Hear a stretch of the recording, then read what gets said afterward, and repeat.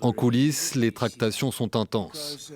Volodymyr Zelensky, qui doit rencontrer Donald Trump dimanche en Floride, maintient la pression sur Washington pour que les demandes ukrainiennes soient davantage prises en compte dans la nouvelle mouture du plan de paix américain.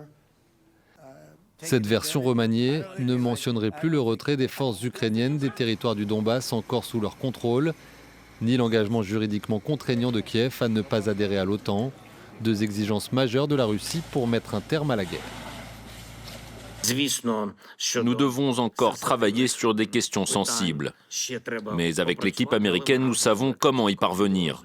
Les semaines à venir risquent d'être intenses, mais je remercie les États-Unis et tous ceux qui continuent de faire pression sur la Russie pour qu'elle comprenne que la prolongation de la guerre aura de graves conséquences pour elle.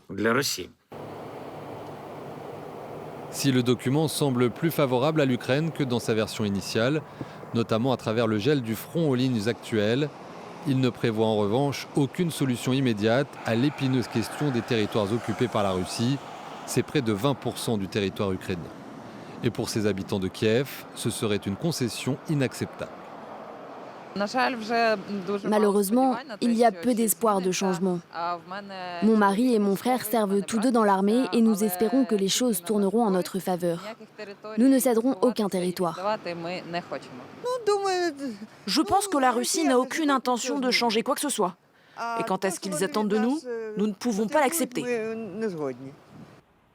Mais la nouvelle mouture du plan semble de toute façon d'ores et déjà rejetée par Moscou. Le vice-ministre russe des Affaires étrangères accuse ce vendredi l'Ukraine de vouloir torpiller les négociations et rejette une version qu'il considère comme radicalement différente de celle discutée avec Washington.